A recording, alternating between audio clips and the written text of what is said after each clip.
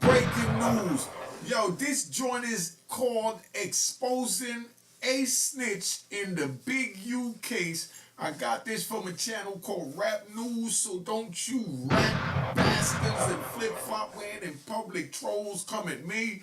I wanted you to see this video. I'm going to give my take on the video. That don't mean I agree with everything in the video. Make sure you subscribe to my daughter's YouTube channel, Unique Mecca Audio, Juina-NTA, something like that. You'll figure it out. But check it out. Here we go. All right.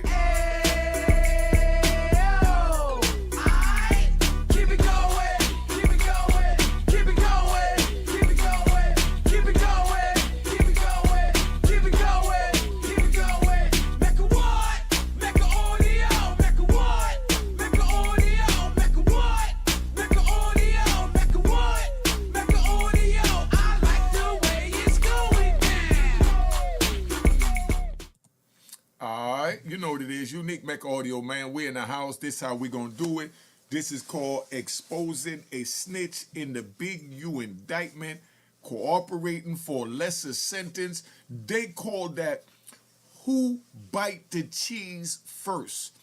Now, Rap News, they feel that this man will bite the cheese first. I'm not going to take away their element of surprise. I'm just going to play the video. Let's get it moving. Alright. Back with them bad people in this Big U federal indictment. Now, you know, it's a lot of information that's coming out. A lot of individuals speculating as to who's telling, who's snitching, who the witnesses are, and that's where we step in. Now, right now, we got one main individual who's playing some dirty games in this paperwork. Now, as we broke down when we covered this Big U indictment, there's confidential informants, multiple witnesses in multiple areas. And we also have some snitches on the forecast as well. But we're not talking about probabilities in this video. We only gonna talk about facts. So we know there's an individual that they refer to as CW1. They broke down his profile, his case history, and what information he provided. CW1 means cooperating witness number 1. Now, I'm gonna keep it real. I'm on to that dude, but I'm not 100% for sure that is who I think it is. So we're not gonna put that out there because, you know, we're not here to make allegations in terms of who's snitching. I like that. Tell you exactly who it is. Exactly. And you know, a lot of people, of course, they wanted to be Whack 100. They wanted to be 600, Brick Baby. We know Loose Cannon's already telling. He's self-snitching. He's implicated himself. But this individual right here is also snitching on Loose Cannon. But as of right now, we gotta say factually, it's none of them other dudes. But you know the saying, when life gives you lemons, you end up with Dale Morrison. Now, Dale Morrison is gonna be victim number 1. This is actually gonna be the biggest rat in this case. So again, this is not CW1 who was pardoned by Joe Biden. And this is not witness 1 that was around the alleged murder situation in Nevada. The witness that was working as a security guard in the studio. This is the man that was getting extorted, so to speak. The one that was robbed by Loose Cannon. And the club promoter who set up the whole situation with Big U and Deja Vu, where it was said that Big U has shook down 30 rats out that situation. But the key thing, man, is who is Dale Morrison? Now, he's not only a rat, he's actually a club promoter, and I would say somewhat of an entrepreneur throughout the city. And the next question one may ask is, why Dale Morrison? Why was he being shook down? It seems like this dude is one of them guys playing all sides. Now, the key thing is Dale Morrison has been in the mix around all these dudes for a long time. Like I said, he's a club promoter, and anybody know these club promoters, they're the ultimate people person. But especially when you promoting black businesses, black clubs, black parties, you're gonna end up intertwining with the hood at some point, especially in LA. So we've seen Dale Morrison, not only with Big U, we've seen him with Nipsey, we've seen him with Gilly the Kid, Joe Moses. Like I said, this dude has been around everybody in the city, and we gotta put this out so nobody else falls into the games that this dude is playing. Now, the paperwork has painted him out to be a victim, and on the contrary, painted Big U to just be somebody that got him in a headlock. I mean, come on, dog. Come on, dog. This is what happened, right? Cause we riding. This is what happened, right? You in the hood, right? It don't matter what profession you have. You have what they call hood monitors. You know, you have police, work for the police force, and you got hood monitors. If you have a problem in the hood, you can't go to the police, you go to the hood monitor, aka the boogeyman, right? Now, they're painting Big U out to be the boogeyman, and that this was one of his prey, allegedly. Now, so you understand, if you can't govern the bag that you make in the hood, you're not entitled to have the bag. Do you understand that? So don't go in the street saying you're a street dude, then you start getting money, you riding a Rolls Royce, and then a dude decide to pick on you and take your joint, you know, and see where your heart is at. Because that's what happens in the hood. But that's why, because we riding. That's why, like in Harlem, even though Harlem is gentrified, right? The Bronx is becoming gentrified. Even the Brooklyn is even gentrified. With everything going on in the Bronx, Manhattan, Brooklyn, and Queens is being gentrified, you never hear of them doing anything to a white person. You know why? Because they prey on those that enter into the culture. If you're a black person, you won't get preyed on if you stayed away from the culture on the street. And that's why I'm telling you to stay away from the culture on the street, because then you become prey when you get the bag like they accusing this promoter. Let's keep it moving. But Dale Morrison is actually playing his own games in these streets, man. So the key thing right now is Morrison is under his own federal indictment, which has nothing to do with any of these dudes in this indictment. So that sounds like Morrison is trying to tell is what his insinuation is to get out of his own indictment that's not connected to the Big U and Rolling 60s Operation Takedown. With this Big U Rolling 60 situation, this dude had his feet in the streets, a full participant in the life of criminality. See, right there, they just took it out that he's not just a promoter promoting that Big U is shaking down.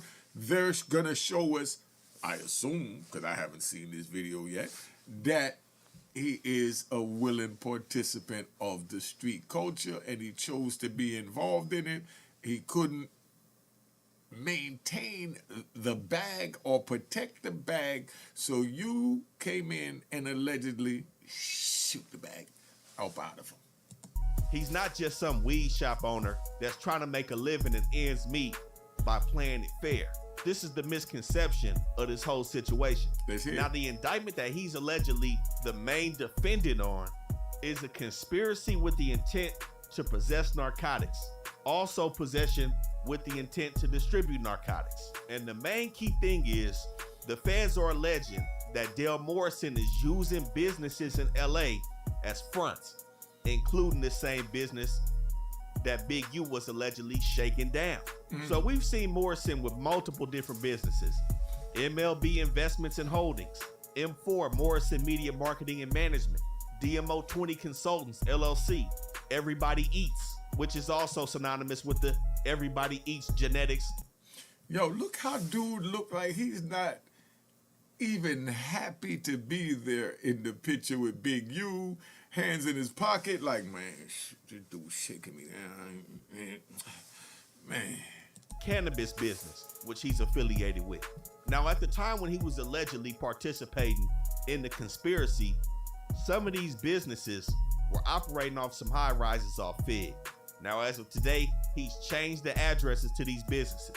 But in 2020, it's alleged that he was working with 4 other co-conspirators by the names of Jordan Jackson, Keyshawn Brandon, Brittany Duff, and Deja Purifoy. Now, everybody except for Keyshawn Brandon was operating in Ohio. Keyshawn Brandon, aka Keys, is said to be Morrison's bodyguard, or security, so to speak, that protects his criminal endeavors. And it's said that on July 25th, 2020, Keys was chaperoning around 7,000 grams of meth, approximately 2,000 grams of powder, and around 5,300 grams of weed from LA to Ohio, which is when they got pulled over. And somehow, some way, it comes out that this shipment came from Dale Morrison. Now, mind you, this is July 2020. In the Big U indictment, the Fed said they didn't start watching Big U until February 2021, after the alleged murder committed by Big U in Nevada. But again, they was already watching the 6-0s in 2020, and they were able to track 8 USPS packages sent from Ohio to different addresses in LA, some in the 40s, a business in the Mansfields, and of course, an Addy in the 6-0s, where it said that around 150 racks had came from Ohio and touched down to LA, which the feds are alleging is proceeds that Morrison was receiving in this drug conspiracy. Now, 6 days after they got caught in that car, Morrison's house was hit July 31st, 2020, where it said this dude also had a bunch of weapons. But he wasn't fully taken in on this indictment until a year later, April 28th, 2021. But the Big U document alleges that he was a known extortion target since the beginning of their investigation on Big U.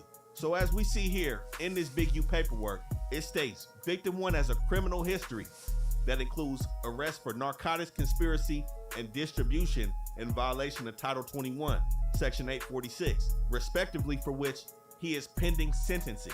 It's still an open Fed case. He hasn't been sentenced. Why?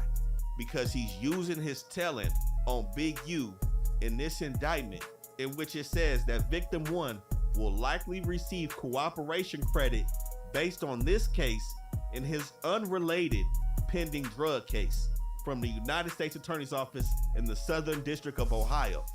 So this information right here is why there's no need for guessing. All right, so let me explain to you how that worked, right?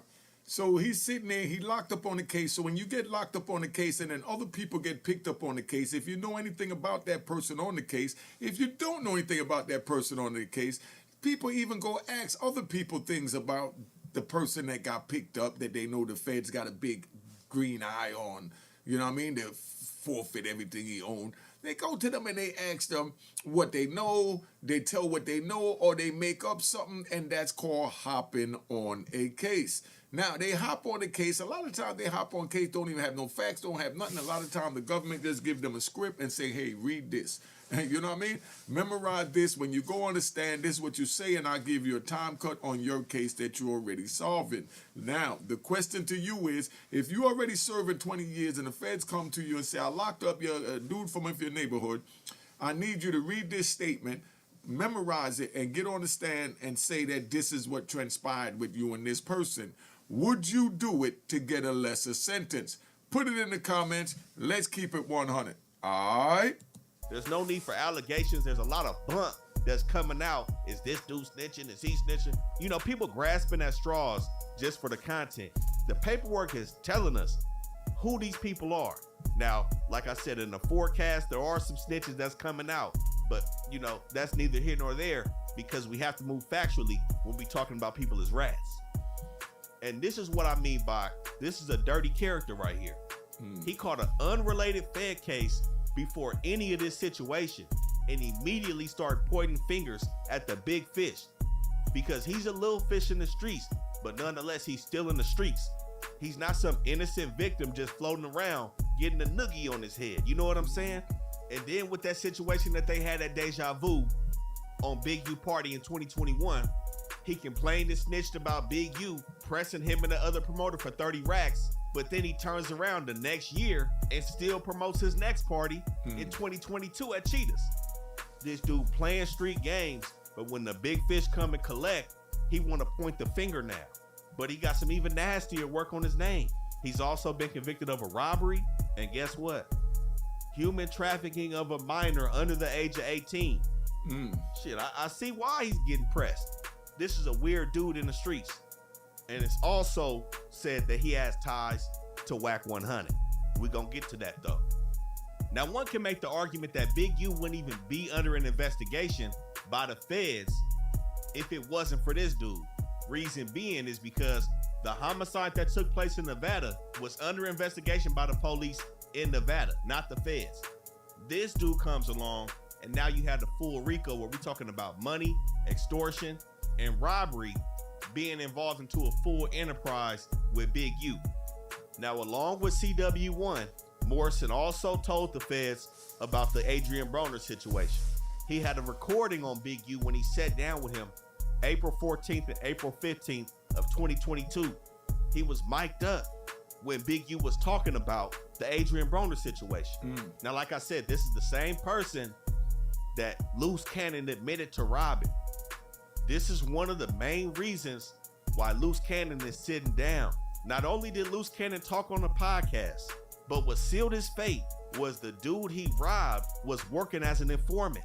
So like I said, all he had to do was corroborate the story that Loose Cannon told as being factual. And of course, with him being the victim, it was extremely easy for Loose Cannon to get snatched up. Now, like I said, he was around all these dudes before this investigation popped off, and he was around all the way up to when they got hit. But in the Big U video, we also spoke about a time when the Nevada police had went to Big U's house to pay him a visit in regards to the murder that took place out there. We see Dale Morrison on the wiretap with them later on that night, giving extortion payments to Vay. And he also dug into multiple details to the feds about how Big U tried to get him to line up other weed dealers and other businesses in the city. But Yeah, that's common, okay? You know, it's alleged that Big U tried to get him to line up other weed dealers in the city, right? So what that is, you's a whore, you know what I mean? So therefore, you know other whores, because whores hang together. And, turn me on them, and I'll break you off what I get from them, which will balance out what I'm already taking from you.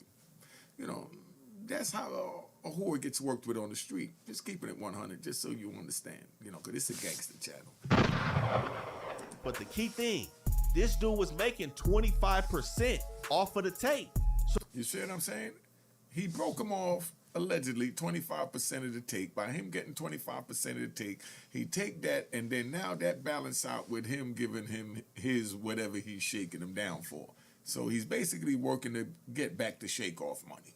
So I'm not gonna sit here and act like this dude was just living the worst life possible.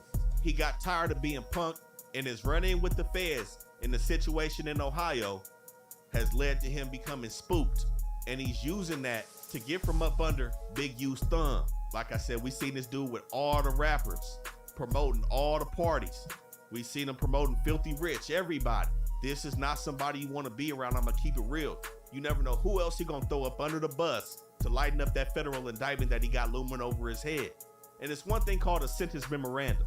That memorandum right there breaks down everything in regards to your sentencing. You meet with the judge and they go over everything. All the people that's there for you in the courtroom, all the letters from your employers, your family, all the mitigating factors that you're using to try to get the judge not to send your ass all the way up the river. And like I said, at that point, that's when these cooperation credits are gonna take effect, and it's gonna drop his points down and lessen the blow of that offense. That document is still sealed and he's not sentenced yet. Mind you, this offense happened in 2020 and he went down in 2021. Here we are 4 years later. I wouldn't be surprised if he doesn't get sentenced until after everybody in this Big U indictment is taken care of. Because we may see this dude on the stand if anybody takes it to trial, which I'm highly doubting right now. But like I said before, this dude participated in countless wiretaps. It seemed like Vay and Big U stayed on this dude on the phone, and all he was doing was leading these guys over to Title III. But like I said, he went down in April 2021. 8 months after this is the man that was making those controlled extortion payments. The FBI gave him thousands of dollars, split up over multiple occasions, slid it right to him so he can go meet with Big U or Vay and document those extortion payments. Like I said, this dude wasted no time to get out in the field and work as a confidential informant. but they call him a victim. And one key thing you got to realize about these dudes that work for the feds, you know, of course, everything's incentivized. There's a reason. They got something hanging over your head, but you also have to enter some sort of a contractual agreement with these people. And of course, nobody wants their information out there. Nobody wants the feds to say that they working for them. But the key thing is, in that contract that you sign with these folks, they let you know that they can't promise and ensure you that your information will be kept solid. Because at some point, if somebody goes to trial, you may be called as a witness. But like we see here, they basically told us who he was. Again, this is why there should be no speculation and putting. All right, it says victim one has a criminal history that includes arrest for narcotics conspiracy and distribution in violation of Title 21, United States Code, Section 846 and 841, small a, big one, respectfully, for which he is pending sentencing, robbery in violation of California Penal Code Section 211, as well as the felony conviction of human trafficking of a minor under the age of 18 in violation of California Penal Code Section 236, small c. Victim one will likely receive cooperation credit based on this case in his unrelated pending drug case from the United States Attorney's Office in the Southern District of Ohio. So dude allegedly got caught up in Ohio. Well, dude got caught in Ohio and he flipping. So now he telling what's going on in California. So Ohio and California working together so that they could take down Big U and that organization. Ohio gets credit, they get credit, and he get credit to get a time cut.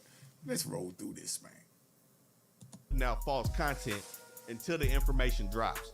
But what we meant by this dude playing all sides, as a club promoter, he's mixed in with everybody. Wack is in the entertainment business. He got to get his artists in these clubs and make this chilly.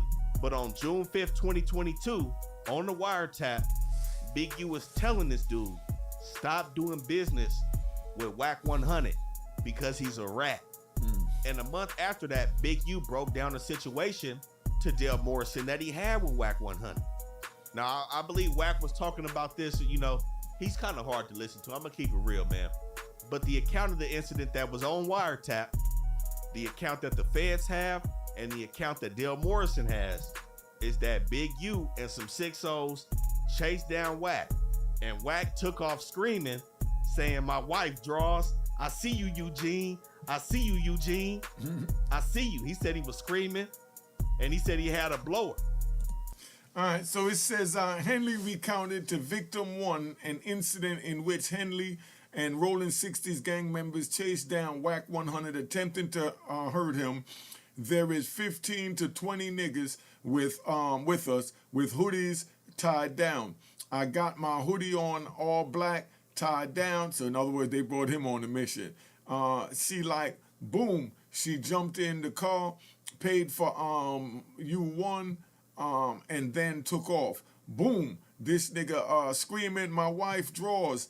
I see you, Eugene. I see you. Eugene Henley, I see you." In other words, he's saying that Wack was saying, "I'm going to tell on you. I see you, Eugene Henley," if you want to believe what this young man is saying. He's screaming all that. He's got his blower. You his blower out. You but he's effed up because nobody's around.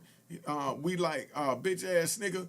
I'm like, yeah, bitch ass man. He like, you died here. Man, don't do this. My wife, my kids in the car. Draws. What does draws mean? Don't do this. He's screaming. What does draws mean? I don't know. Somebody put that in the comment. But he said, Wack pleaded and said, "Don't do this. My wife, my kids in the car." He said, draws, don't do this. This is the account told by Big U to Dale Morrison. So we see why Wack is on this campaign, man. These two is for show beefing.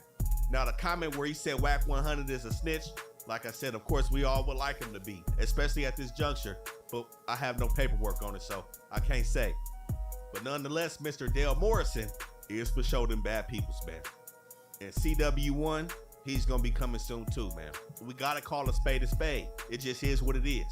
Especially when these dudes is hanging around other artists, mingling with the streets, 1 foot in, 1 foot out type shit, doing shit for their advantage. It's all fair game at this point. Rap News Street Politics. the best hood channel on YouTube. Y'all make sure y'all like, comment, subscribe, man. We out. All right, that's what's up. Let's go.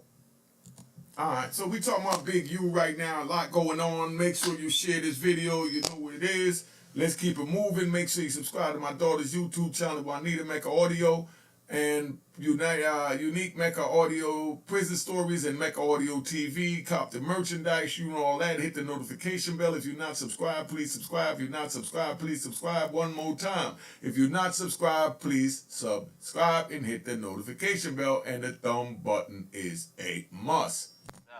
Cheers, cheers, toast the crime, toast the crime, the crime, the crime, the crime.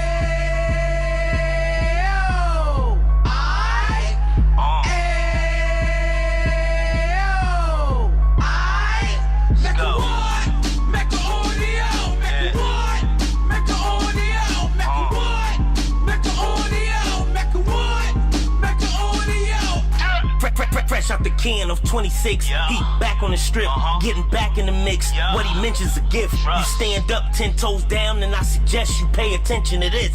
Real. Take a little gully posse and put it in Harlem. He cut from the bottom, came up from the bottom. Drop the book, you should go and get it. An Instagram page and a YouTube, you could go and visit. Then you could consider yourself linked in. Sit front row and get Jews from a kingpin. How he went through it, so you ain't gotta go do it. To not pay attention would be stupid. Talking about a man that probably put your grandfather on. Probably the reason that him and your grams got along. A man that generated millions on the block, did his time, never squilling to the cops, make an audio.